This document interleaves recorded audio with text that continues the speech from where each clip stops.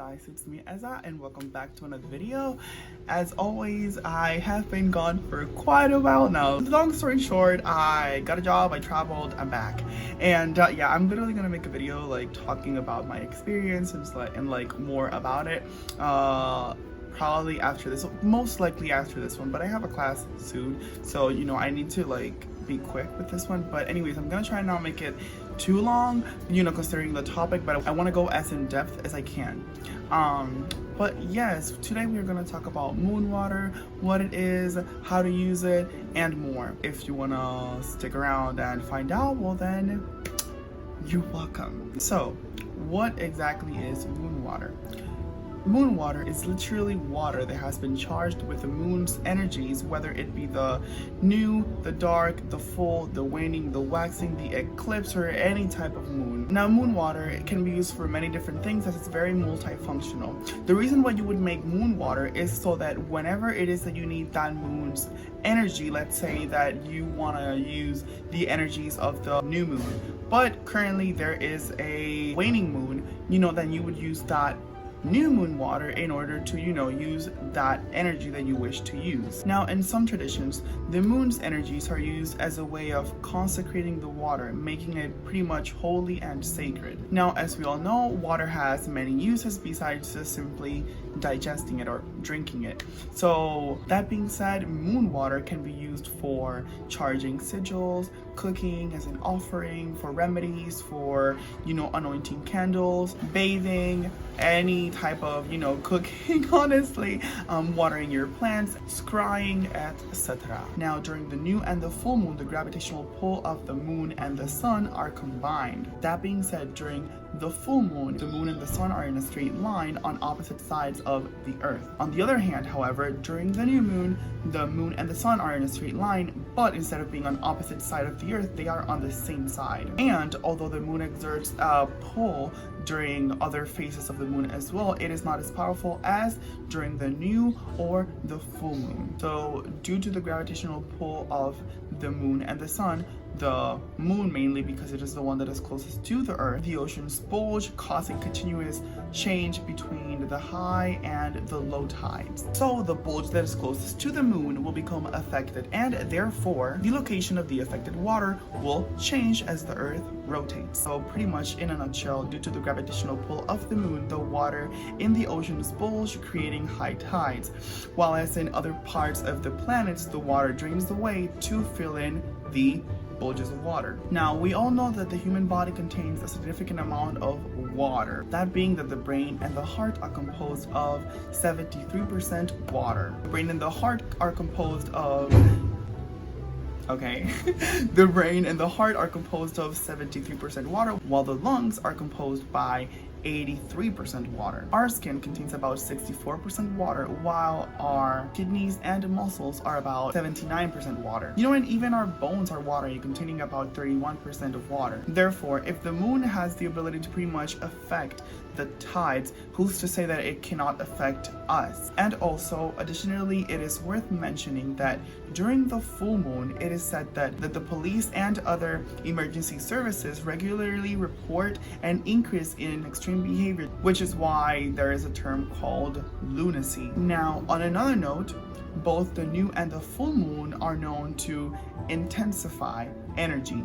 Therefore, your emotions and the energy that is being used during ritual is pretty much enhanced, or should I say intensified. When making moon water, you can also use the zodiac and have different containers associated with those specific zodiacs, and use a specific moon water that is associated with the specific zodiac that you want to work with to pretty much aid in your working. And also, mind you, you don't need to only use the full moon energy. You can also make moon water by using the other phases as well, be it the new moon for new beginnings, to start something new, to the full moon, which pretty much reinforces pretty much everything. It pretty much again intensifies. It's pretty much like the strongest phase that we normally use, but it's not the only one that you need to limit yourself to use. You can also use the waxing moon to attract, to bring in. You can also use the waning moon, which is to banish, to get rid of, to push away. Again, you don't need to use the full moon only to make moon water. You can also use the other phases as well. You can use the eclipses, you can use the dark moon. However, I don't do those because I really have no experience, nor have I done enough research to actually use those. However, the new, full, waning, and waxing, yes, I have, and they work perfectly fine. So yes, that is just something to keep in mind. Now, additionally to that, some people prefer to leave their moon water for 3 to 5 consecutive nights. Of course, you want to bring them in during the day because you don't want the solar energy to pretty much tamper with the moon water. So what people would do is just simply leave the water for the whole night. Before sunrise, they take it in. For the next night, they take it back outside, and so on and so forth. Not everybody does it, but it is something to keep in mind. This is because the lunar energy is pretty much consistent for about 3 to 5 days. So for example, let's say you want to make full moon water.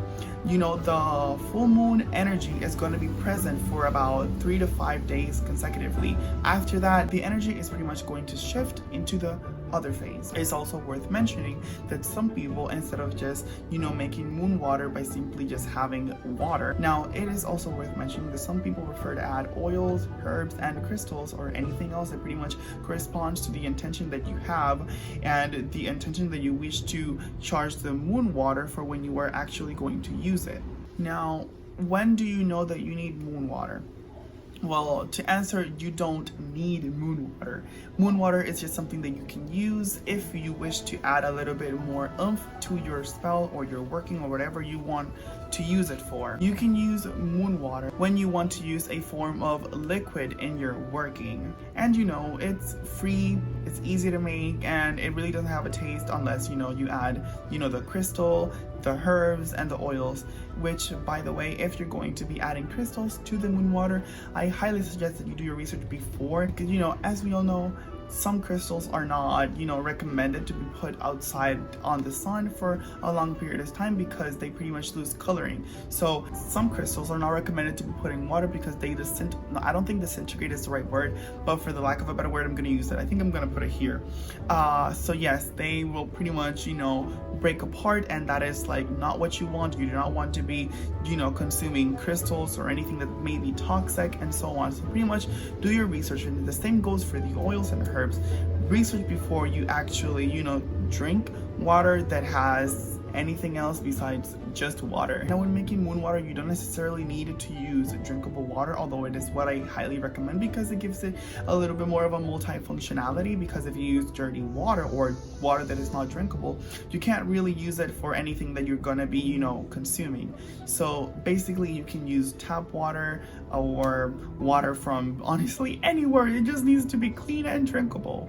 Though if you're not gonna be consuming the water, it is completely fine to just use, I don't know, lake water, beach water, or whatever type of water you want to use. Now, how do you make moon water? As you probably would have guessed it, all you need is water and any type of container that you're going to be using to put in the water in. Now, it is typically recommended to use glass, so you do not need to use it. Like, again, you know, witches are known to pretty much work with what they've got, so you use what you have. And if you are in the broom closet, honestly, just use any type of a jar or a cup or literally anything that can hold water. Optionally, you can use, like I said, the herbs, the crystals, and the oils, though they are not necessary. If you are going to be using crystals, I recommend to use the tumbled crystals. This is because they do not have rough edges. So basically, when you put them in the water, or let's say if you put them in the glass without the water, which first I recommend that you put the water first and then the crystal, but you know, sometimes the brain does a thing. So yeah, if you were to, let's say, just drop the crystal, you know, in the empty bottle, then honestly, you know, you are less likely to have random, you know, pieces of crystal in the water if you're going to be drinking it or pretty much consuming it. That being said, tumbled over anything, but if you don't have anything else, then it's perfectly fine. Just don't drink it, and if you're going to drink it, be cautious about it. If you are going to be using, you know, the crystals, herbs, or essential oils, highly recommend that you program them or charge them or activate them, or whatever word you want to use. You do that before you actually, you know, put them in the bottle. So for example, if I were to have a crystal, let's say a rose quartz, I would charge it with my intention. There are many methods. I believe I give a few in one of my videos, which is the magical witchy tips, which you can see, I believe, up here or up there, but I'm pretty sure it's up there. Anyways, what you would do is just charge them, then put it inside. The amount of essential oils, the herbs, or the crystals that you're going to be putting in your jar honestly depends on you and your preference. You do not need a lot, you know, a little goes a long way, but you know, don't also just add like a little pitsy bits, you know, like add enough. And enough honestly varies from person to person. Just, you know, add what you think is enough. So let's say that you already have your jar and you added the water or the optional items. Literally all you would do is just take it outside. After you take it outside, put it somewhere that you know for a fact will not be disturbed by anyone, or you know, be it wild animals, your family, or anyone else, you know. And just simply, you know, after you place it, what I like to do is just to call on the moon, pretty much, you know, get her attention. You would do this by singing, chanting, calling out to her, or simply just asking her. You can just, you know, to give an example, it would be something along the lines of, "Oh gracious moon, bless my water with your energies," or something like that. Usually I don't really have something specific that I say whatever comes to mind in the moment. But yeah, I forgot to mention what I do is also I stand straight, arms like this, and that is the pose that is pretty much called the goddess position. Also, if the moonlight is not touching the jar, it is completely fine, because the lunar energy is strong enough that it can pretty much pierce through the clouds, and it's completely fine. You do not need to worry about it.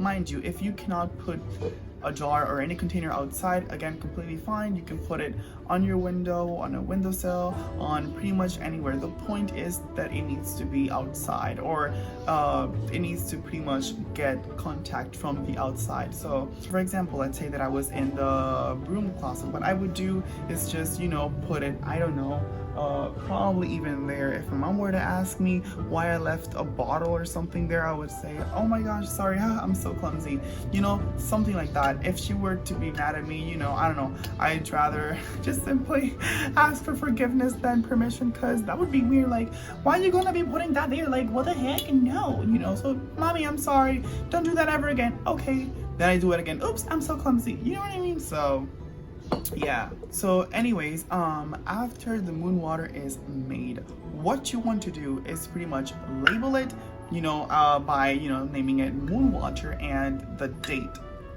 Moon water usually lasts about 27 days, which is like, I believe, the whole cycle of the moon. And yeah, after you've done that, I recommend to store it, because I believe water isn't self-preserving. So, you know, it's pretty much, again, better safe than sorry to, you know, just drinking water that has been, you know, there and like not drinkable. So it's best to just simply put it in the fridge, you know, and drink it or use it whenever you can. Now, all of that being said, how exactly do you use the moon water? That is, again, really simple. And I kind of already answered this, but to give you more examples, you can use it as an offering. You can put it in the chalice in your altar. You can use it for cleansing. You can put it in a little spray bottle, add salt or anything that corresponds to the cleansing and purifying intention, and put it inside of the jar. Then add the moon water, or the spray bottle, sorry, and then add the moon water and shake it, or don't shake it, just simply leave it there and, you know, spritz around. You can also use for cleaning, like physical cleaning. You can add the moon water to the bucket, you know, and start cleaning. That you're pretty much purifying your floor, and you know, you can use that as a way of actually physically not only cleaning but also purifying your space. You can use it for cooking, when you're making a soup, when you're making teas, when you're making anything that is going to be consumed. You can use it on love spells, because according to Scott Cunningham, the moon water is associated with love, any kind of love. So therefore you can use it for literally any type of working that you are going to be, you know, involving, or that is going to be revolving around love, family love, or pretty much any type of love, whether it be romantic or not. You can use it to dress a candle. You can use it for consecrating your tools. You can use it to pretty much charge, activate, etc. your sigils or runes if you're going to be using them. Really simple, just literally wet your finger with the moon water and just trace the symbol that you're going to be using, and that is pretty much it. You know, moon water, again, it is extremely multifunctional. You can use it for pretty much anything. It's just a matter of being creative and, you know, honestly needing liquid in your working. So yes, I hope you guys enjoyed the video. I hope it was really useful, and yes, if you have any more uses that you recommend for the moon water, is there bits of information that I missed, highly suggest, and I ask V to please leave it in the comment section down below. And as always, if you guys liked it, be sure to leave a like, comment, share, and subscribe, and I'll see you guys later. You made me feel so much better.